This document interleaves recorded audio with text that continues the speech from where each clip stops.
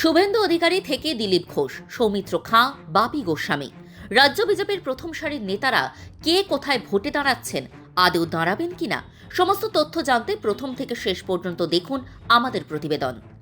2026 সালের বিধানসভা নির্বাচনকে সামনে রেখে পশ্চিমবঙ্গ বিজেপির অন্দরমহলে জোরদার প্রস্তুতি শুরু হয়েছে।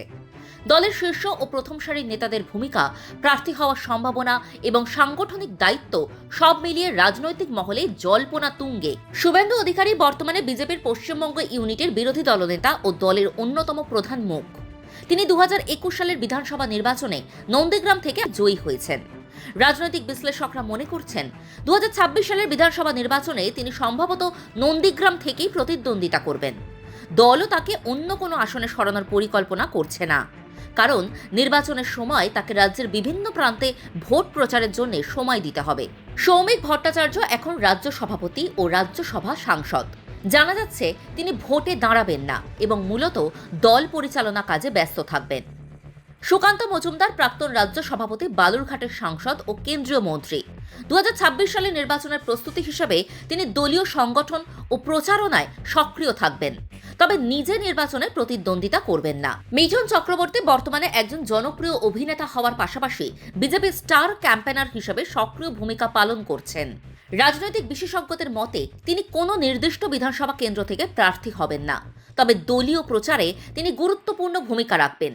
জনসভা, রোড শো ও বিভিন্ন রাজনৈতিক কর্মসূচির মাধ্যমে বিজেপির পক্ষে ভোটারদের প্রভাবিত করার কাজ চালিয়ে যাবেন। দিলীপ ঘোষ বিজেপির প্রাক্তন রাজ্য সভাপতি ও কেন্দ্রীয় নেতৃত্বের গুরুত্বপূর্ণ মুখ। রাজনৈতিক মহলে জোর গুঞ্জন 2026 সালের বিধানসভা নির্বাচনে তিনি খড়গপুর সদর বিধানসভা কেন্দ্র থেকেই প্রতিদ্বন্দ্বিতা করতে পারেন। লকেট চ্যাটার্জি বর্তমানে তিনি বিজেপির রাজ্য সংগঠনে গুরুত্বপূর্ণ দায়িত্বে রয়েছেন এবং রাজ্য জেনারেল সেক্রেটারি হিসাবে কাজ করছেন। 2024 সালের লোকসভা নির্বাচনে তিনি হুগলি কেন্দ্রের প্রার্থী ছিলেন, তবে সূত্র মারফত জানা যাচ্ছে তিনি 2026 সালের পশ্চিমবঙ্গ বিধানসভা নির্বাচনে প্রার্থী হতে আগ্রহী নন এবং আপাতত সংগঠনগত কাজেই বেশি মনোযোগ দিচ্ছেন। সৌমিত্র খাঁ বর্তমানে তিনি বিষ্ণুপুর লোকসভা কেন্দ্রের সাংসদ এবং দলের অন্যতম সাধারণ সম্পাদক।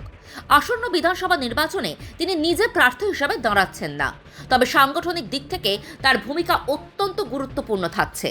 বিশেষ করে বাঁকুড়া ও বর্ধমানের মতো জেলাগুলিতে দলকে শক্তিশালী করা, কর্মী ও নেতৃত্বের মধ্যে সমন্বয় বজায় রাখা এবং নির্বাচনী কৌশল বাস্তবায়নের দায়িত্ব তার কাঁধেই থাকবে।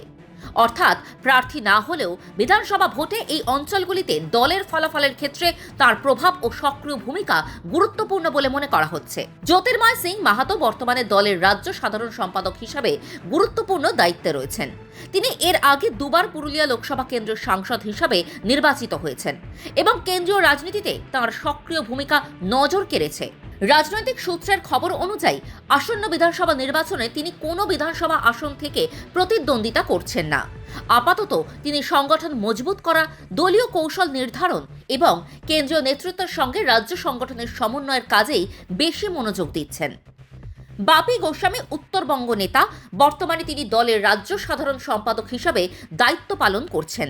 আসন্ন নির্বাচনে তিনি কোনো বিধানসভা আসন থেকে প্রতিদ্বন্দ্বিতা করবেন না বলে জানা যাচ্ছে। শশী অগ্নিহোত্রী বর্তমানে বিজেপির রাজ্য সম্পাদিকার দায়িত্বে রয়েছেন, পাশাপাশি তিনি দলের অফিস সেক্রেটারির ভূমিকাও পালন করছেন। দলীয় সূত্রের খবর অনুযায়ী আসন্ন বিধানসভা নির্বাচনে তিনি কোনো বিধানসভা আসন থেকেই প্রার্থী হিসাবে দাঁড়াবেন না। ফাল্গুনী পাত্র বর্তমানে বিজেপির মহিলা মোর্চার সভানেত্রী। তিনি সংগঠনের দায়িত্ব সামলানোর পাশাপাশি দলের একজন সক্রিয় ও পরিচিত মহিলা মুখ। রাজনৈতিক মহলে আলোচনা রয়েছে আসন্ন বিধানসভা নির্বাচনে তাকে উত্তর 24 পরগনা জেলার কোনো একটি বিধানসভা কেন্দ্র থেকে প্রার্থী করা হতে পারে। রূপা গাঙ্গুলি, তনুজা চক্রবর্তী ও অগ্নিমিত্রা পল এই তিনজনই বিজেপির প্রাক্তন মহিলা মোর্চার সভানেত্রী, তবে তাদের রাজনৈতিক অবস্থান এক নয়। অগ্নিমিত্রা পল তার নিজের পুরনো কেন্দ্র থেকেই আবার ভোটে লড়তে পারেন বলে দলীয় সূত্রে ইঙ্গিত মিলছে। অন্যদিকে রূপা গাঙ্গুলি ও তনুজা চক্রবর্তীর ক্ষেত্রে নির্দিষ্ট কেন্দ্র এখনো চূড়ান্ত নয়। দল চাইলে তারা নির্বাচনে দাঁড়াতেও পারেন, আবার দায়িত্ব পরিবর্তনের কারণে নাও দাঁড়াতে পারেন। দুটো সম্ভাবনাই খোলা রয়েছে।